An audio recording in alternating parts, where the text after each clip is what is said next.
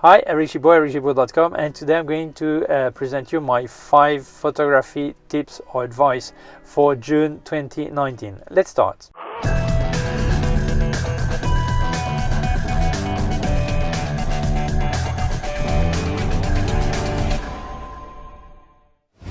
First tip, I think it's important that you work on new challenges. Very often when we make picture, we just do what we know how to do.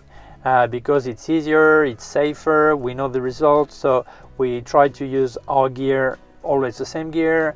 We try to use our configuration, always the same one, to make sure it works. So as a professional, that's logical because you cannot fail with your client. But as a hobby, or if you have time as a professional, when you do your own work for you, then you can actually try new things. So I think you should challenge yourself and also challenge your gear. For example, you have a camera that lets you do a burst of 11 pictures per second, and so you always do like sport photography, like with burst, and it comes out great. You pick the right picture at the right time.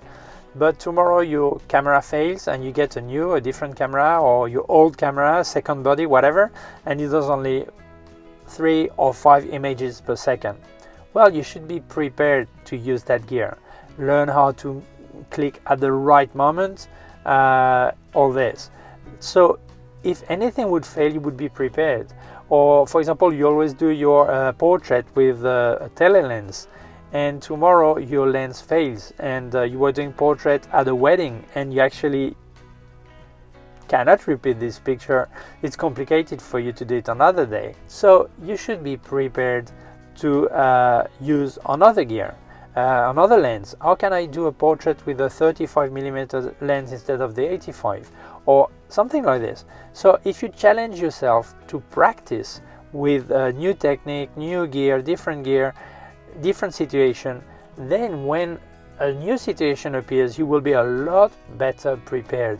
Whether it's an accident and you have to cope with it and find a solution, or it's a new challenge that a client or friend asks you, I would like a picture like this, and you've never done it before. But this way your mind is prepared for new things. Advice tip number 2. Very often we don't foresee problems, and most of them are easy to solve. For example, if you're in a critical situation like a wedding or a football match and your kid is playing in the front part instead of the defender, and maybe will score a goal, so you have your camera there and you are ready and you're going to press the trigger and no battery, or memory card is full. Well, this thing is so easy to solve. Very often I see people, they say, oh, I can still put 50 pictures in my card. I'll wait to change the memory card. No, change it now. Why? What does it change? If you have space for 500 pictures in the other card, what does 50 pictures change? Nothing. Or you think, oh, I'm recording video. Oh, my battery says I can still record more or less 10 minutes and I have to do something that will last like 7 minutes. And then the battery was lying, it's actually at 3 minutes. Why? Change it now, don't wait, change it now. So most of these problems that happen is that the battery let me down, or the memory card was full. That didn't let you down. You did not foresee the problem that was coming, and this is really easy to solve. Tip advice number 3. You've seen in your camera it says Adobe RGB or sRGB. Well, sRGB does not stand for Super RGB. It stands for Small RGB or something similar to small, or reduced, or whatever. So Adobe RGB gives you a lot more colors. So in your camera you should put Adobe RGB to catch and capture most colors. And then this way you can edit a picture with the largest specs of colors as possible. But when you're going to publish this picture on social networks or on some gear, like some phone or whatever, many of them do not support Adobe RGB. So they're going to reduce back to sRGB. And the problem is that the colors will look like off, you know, like no crisp, there would be like less catchy, less saturated. It's going to be like strange, really flatter, you know. So it's important that when you've edited everything, at the moment of exporting for the last use, then you should switch back to sRGB and export as sRGB. So when publishing, you get the supported specs of color and it doesn't affect the picture you had. Okay. Exception is, for example, you're working in JPEG and then you're going to upload your picture directly to social network without editing, without anything. Then yes, you should work with sRGB directly in your camera, so there is nothing to lose on its way to a social network. Tip advice number 4. Very often people want to make portrait of misery on the street, like a tramp, a beggar, or a bottle, a plastic bottle on the beach, or cigarettes on the floor, and they make the picture and they want to say, I report that people are not behaving nice, or society is letting people die on the street, or whatever. Yeah, but making picture is not making yourself a hero. Making picture is transmitting a message, but you should be also part of the solution. So if you see this guy that is sleeping on the street and you make a picture, give him a small coin, give him some money, give him some food, give him a sandwich. If you're on the beach and you see this plastic bottle there, after making the picture, pick it up, throw it in a bin, and help, really participate in making the solution, because otherwise it's a nonsense.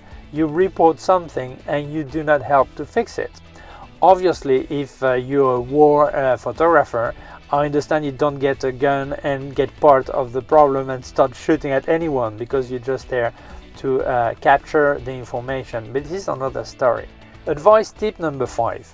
We always say that working in raw files is the best way, because you get the most dynamic range and you can actually edit the picture easily. You can get highlights fixed or shadows fixed, all this. And this is why we call it like a digital negative, which is true, because in analog photography, negative, you can actually pull or push up to 6 or 7 aperture. It means that if you can you have highlights, and in the laboratory you could get like 7 stop down and get, oh, there were some clouds there, it just looked white, but actually there is some texture there.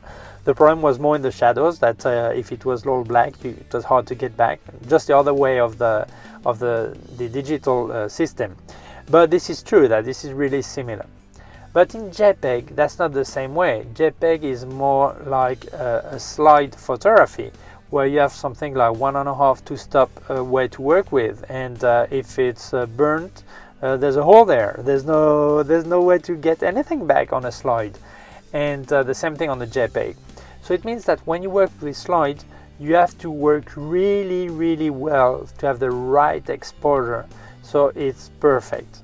So if you do the same technique on your digital camera, if you train, I don't say work, I say train with JPEG, you will learn how to have the perfect exposure.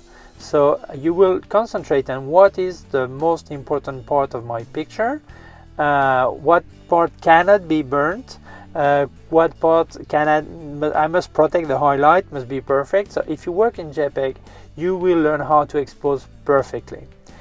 And then, of course, go back to raw files, and this way you will learn how to expose perfectly a raw file, and that will save you a lot of editing time after, because if you want to get all the highlights back, all the shadows okay, all this, it takes a lot of time in post-processing.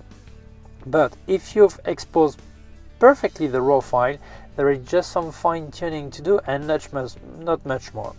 It is also true that many people say, and they are right too, that if you work in RAW, you can actually get your picture at the limit of overexposition. So this way, you get all the data, and then when processing, you get everything perfect: the highlight, the shadows, all this. This is a complete valid way of working, but it is really time consuming. So it's important that you know how to expose perfectly, because this way, when you don't have time for post-processing, you know that your raw file is almost ready. You could actually even work in JPEG only if you wanted, but I recommend you work in RAW anyway, because you still have this option to still fine-tune. And then when you know that for some work you want to get the shadows back in a different way or the highlights in a different way, yes, why not expose to the right, as people say, like at the limit of exposition, and this way get all the data and edit perfectly. But you must know how to expose perfectly a RAW or a JPEG, and the best way to expose perfectly is to train with JPEG. These were my 5 tips for the month of June 2019. If you like them, you can share this video on social network and WhatsApp, all this, a button down here. If you have not done yet, I invite you please to subscribe to my YouTube channel. There's a button down here, a small bell. If you click on it, you will get notified when I upload a new video.